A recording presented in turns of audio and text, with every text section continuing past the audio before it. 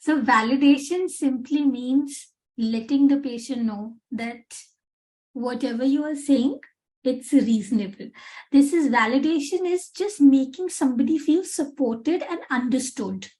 For example, if you come to me and you say that today in the class the mic wasn't clear, and I'm having a lot of difficulty in understanding things related to the speaking module, it's my first week, and I respond by saying, but that's your problem, what can I do in this? Do you think you will feel supported, or do you feel you will feel understood with that response? No, ma'am, not at all. all. Right, it would be a very cold and callous response. Instead of that, I can even say, oh, your mic wasn't working, was the voice not clear? Then you wouldn't have listened to what I was talking about. I understand why you find this difficult. Don't worry, I will do my best to help you. So in this response, when I make you feel that I understand your perspective, your point of view, and this is difficult for you, that is validation, making somebody feel understood, that whatever you are saying, your perspective, I understand and I respect it. So we must do this in this situation. It's a critical step. If somebody is upset or agitated or angry, they would want to hear that the listener understands them and respects their perspective. So you shouldn't be dismissive. The first example that I gave you, that was a dismissive response, dismissing somebody's concerns or point of view. That's something that we shouldn't do. Okay? And empathy. What do you think empathy is? Showing that you understand the person's perspective. So what is an example? Let's see. Thank you for sharing that with me. That must have been very frustrating for you. So this here, that must be very frustrating for you. This is an example of validating language or empathetic statement. Even if you're not at fault, it's okay. It's okay to validate somebody's discomfort or their unpleasant experience.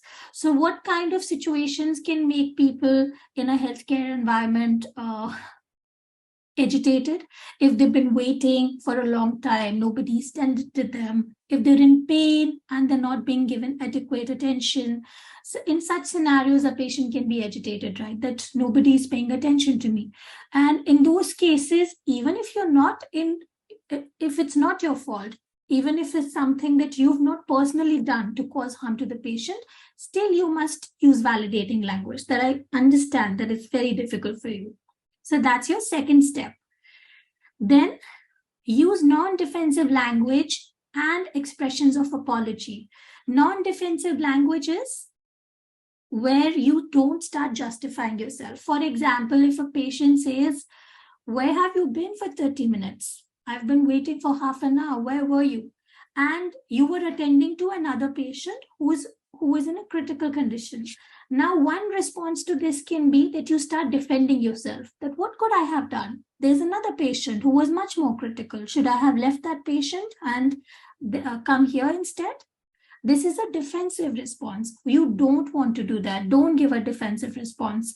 Instead, use non-defensive language, which is that I'm so sorry that you've been waiting for so long. Must be very difficult for you. I apologize for the delay. Now, when you say I apologize or when you say I'm sorry, this does not mean that you are admitting to guilt, or this does not mean that you are personally guilty of causing discomfort to the patient. This is simply to calm them down, to diffuse their anger. So you must use these expressions as well. I apologize for the unpleasant experience that you've had to go through. This must be difficult, so I'm extremely sorry about it. And then the next step would be reassuring them. Reassurances, just letting somebody know that you're going to look after them. You're going to provide them the best care.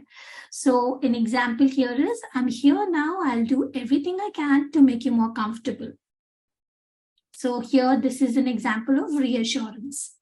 And then highlight what you're going to do. So if the patient has been waiting for you to see them, you can say, all right, let me examine you now. Or let me ask you questions about what's bothering you. If the patient needs a painkiller, they're in pain, you can say, all right, let me get the right medication for you right away. So whatever it is that the patient wants, right? Then you can tell them that, don't worry, I'm here now. I'll do my best to make you comfortable. Here is what I'm going to do. Then state what you're going to do.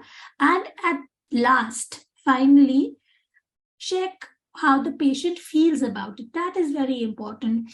In most of the cases, students forget to check whether or not the patient is okay with what you're proposing. I think this is a very important step to achieve concordance. So you should always ask, is that okay? How does that sound to you? So this should be your last step. And once the patient has given you their consent, then you move forward. So these were the steps. We will revise them once more and then let me know if any questions come to your mind. So the first step was by you acknowledging the patient's anger. We can do that with statements like, I can see that you're angry or upset. Please let me know what's bothering you. If the patient speaks too much in a confounding manner or something that's confusing, you can even use paraphrasing here.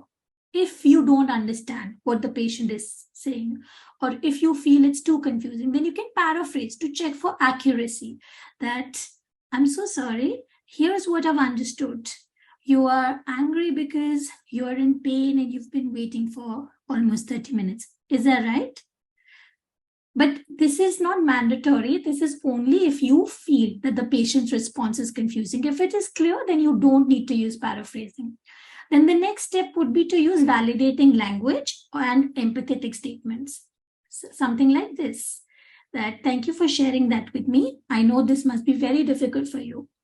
I can now understand why you're angry. It's a reasonable reaction to have.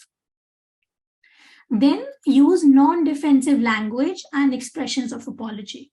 I'm sorry you've had to wait for so long. I was away with another patient, but I'm terribly sorry that you've had to wait. Then the next thing would be to reassure the patient that now you're going to prioritize their interests, their care. So I'm here now and I'll do my best to make you as comfortable as I can. Here's what I'm going to do. I'm going to now see the doctor. I'm going to call the doctor and we're going to ask questions about your symptoms and give you the best possible care. Is that okay? How does that sound to you? Okay, so these are the steps. Do you have any questions with regard